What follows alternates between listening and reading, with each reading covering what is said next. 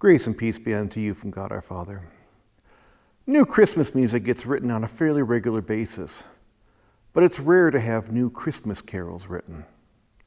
There is one composer, however, who has done this on a regular basis.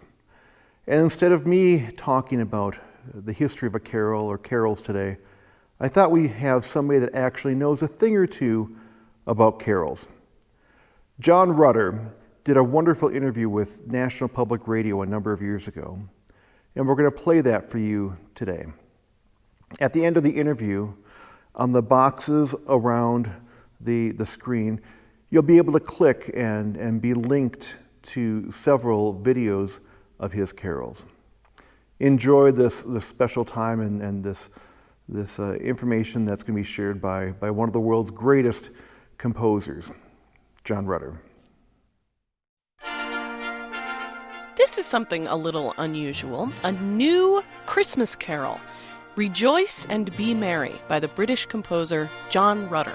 Rejoice and be merry in songs and in mirth, O praise our Redeemer, all mortals on earth. For this is the birthday of Jesus our King, who brought us salvation. His praises we sing. Lots of new holiday music is written every year, but very few actual Christmas carols. John Rutter is one of the few who dares do this. The preeminent choral director and composer joins me now from the BBC studios in Cambridgeshire, England. Hello there. Hello. It's hard for us just listening to it here on the radio to understand the lyrics. Could you just tell us a little bit of what it says? As a matter of fact, I didn't write them. I sometimes do write my own Christmas texts, but this particular one comes from the 18th century. It's an English text, and it just says, "Rejoice and be merry in songs and in mirth. O praise our Redeemer, all mortals on earth. For this is the birthday of Jesus our King, who brought us salvation. His praises we'll sing." Likewise a bright star in the sky did appear, which led the wise men from the east to draw near. Behold the Messiah, sweet Jesus our King, who brought us salvation. His praises.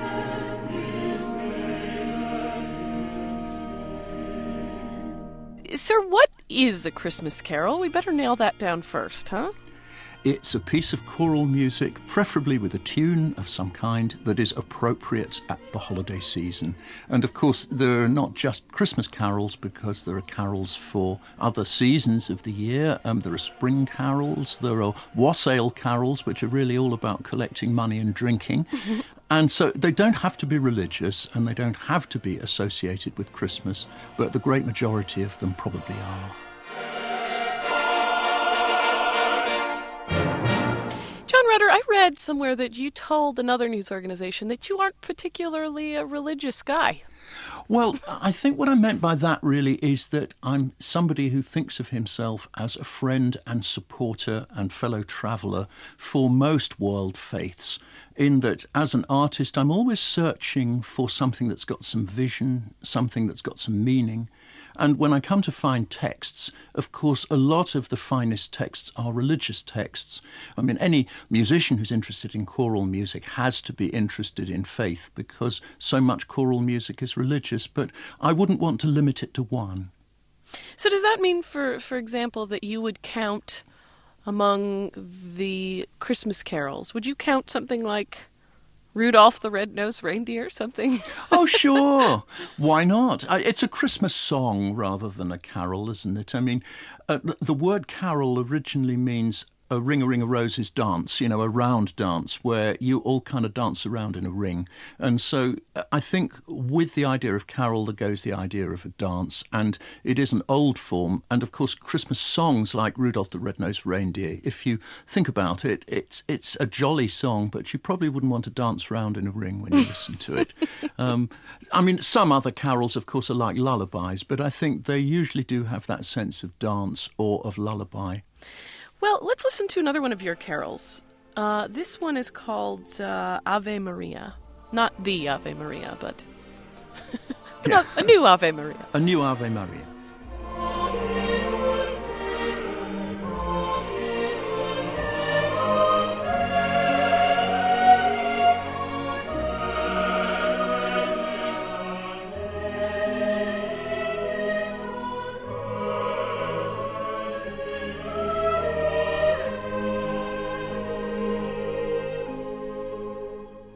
wonder if you dream that half a century or a century from now, boys and girls will go door to door singing a John Rutter carol.